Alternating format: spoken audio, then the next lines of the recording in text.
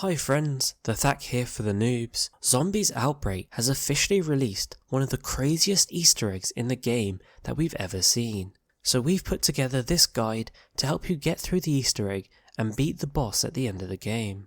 Now you can't actually start the Easter egg until round 3, and the boss fight at the end is one of the hardest boss fights you'll ever have in any game. So you really need to spend the first 2 rounds that you have maxing out your equipment. You want to build up as much essence as you can, and I would say you really need to get your weapon to the level 3 maximum Pack-a-Punch, as well as the maximum legendary weapon tier upgrade. I would also say wonder weapons are the best, so if you can work hard to complete the trials in the first 3 rounds and get a wonder weapon, that's really going to help you in later rounds. Now your first 2 rounds, as I said, are just normal rounds, so play them normally, try and build up as much essence and upgrades as you can, and try and complete all the side missions and the main mission, because you can't start the Easter egg until round 3, but once you do get to round 3, this is when you can start the Easter egg. Now it doesn't matter which map you're on for round 3, you can start the Easter egg on every map. So the first step for this Easter egg is to find a radio in round 3. The location of each radio on each map is as follows. In Golova,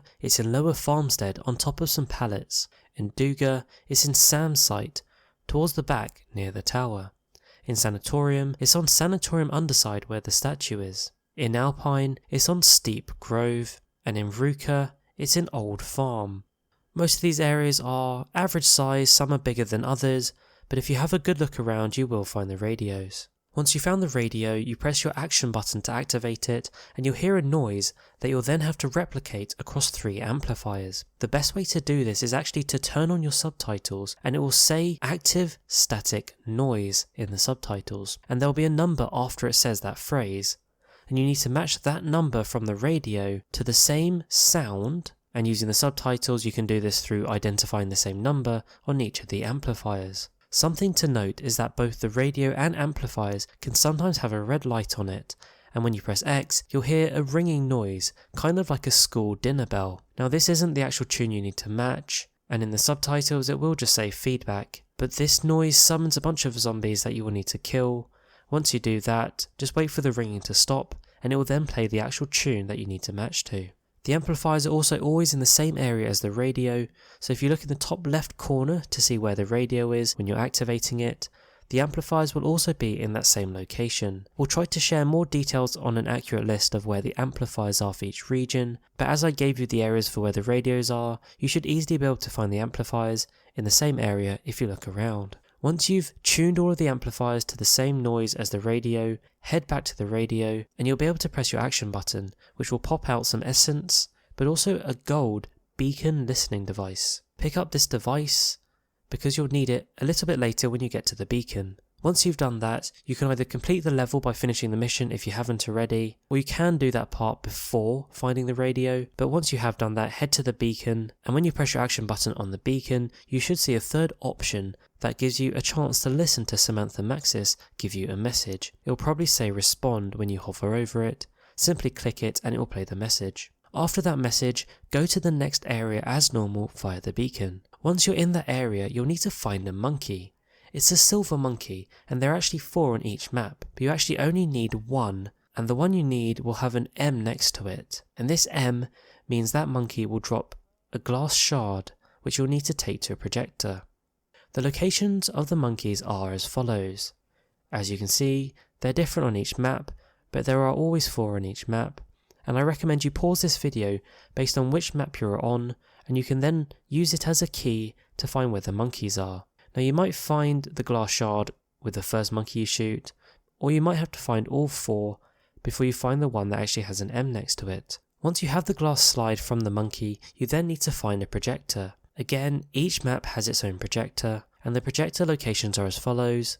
In Sanatorium, it's in administration, and there's a conference room with a big table in administration, and that's what we're demoing on the video right now. I would just say be careful because there are actually 2 administration office buildings, so do check both to make sure you have the right building, but it will be on the ground floor and it should be quite easy to see. In Golova, it's in Upper Town on the ground floor.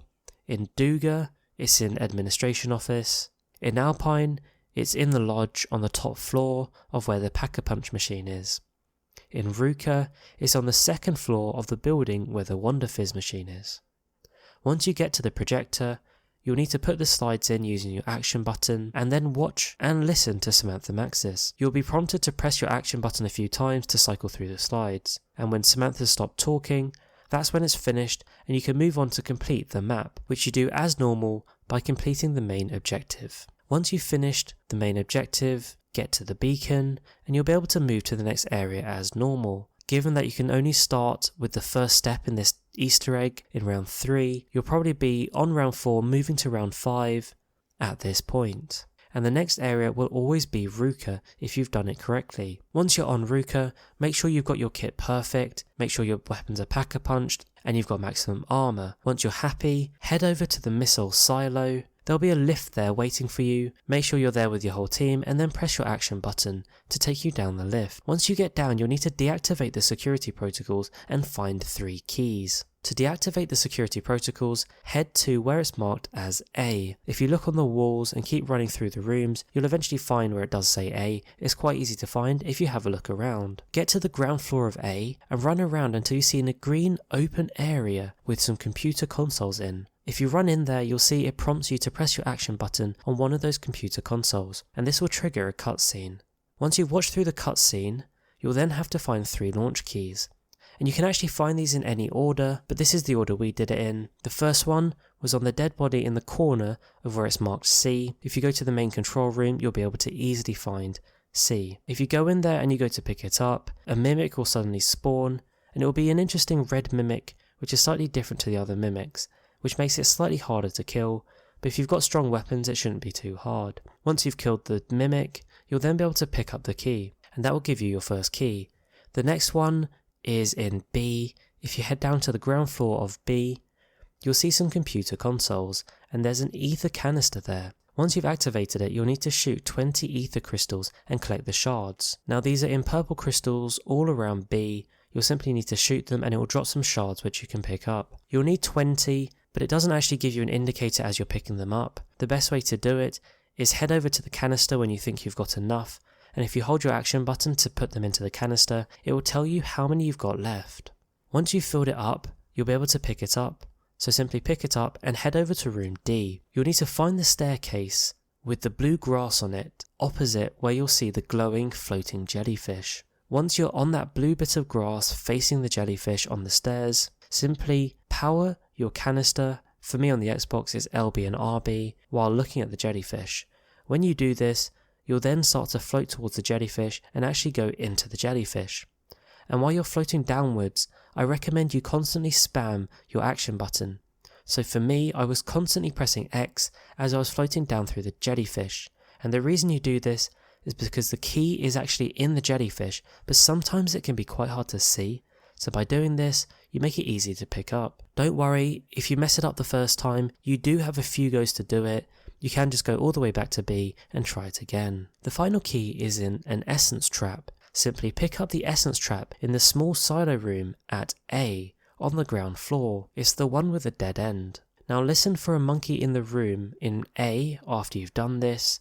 The monkey will be near a vent somewhere, so if you run around in circles around A, you will start to hear a monkey making some noises. Once you see the monkey in a vent, throw your trap near the monkey. Now it actually doesn't need to be super close to the vent, but the trick is to throw it relatively near and take a number of steps back, but do keep looking at the trap. I found when I stopped looking at the trap, I either missed the cue to lock it, or it just didn't connect and I had to try it again. When the monkey moves into the trap and you're still looking at it, you will be prompted to lock it with the press of your action button. Once this is done, you can go and grab the trap and you'll have 3 keys.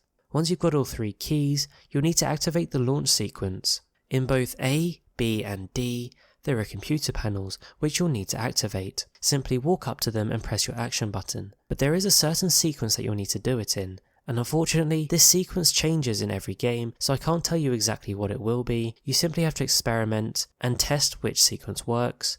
But don't worry, if you get it wrong the first time, you can keep trying until you get it right. For me, the sequence was D, B and then A. And once you do that, you'll get a timer that starts counting down. You need to get to the main control room and up the staircase as quickly as possible.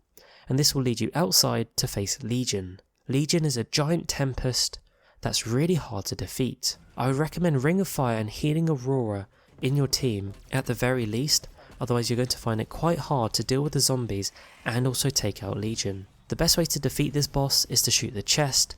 If you shoot other areas or at other times, you'll find it says immune. After you've done enough damage to the chest, it will then start to go a little bit floppy and some orbs will appear around it. Simply shoot these orbs as much as possible and that will start dealing a lot of damage to the Tempest. Once you've destroyed all of these orbs, then you'll win and you'll complete the Easter egg, defeating Legion, the big boss. I do find death machines work quite well to destroy those orbs, so give it a go if you're finding it hard. Good luck everyone in completing this Easter egg. I hope this video was useful. Don't forget to like and subscribe, and I'll catch you later.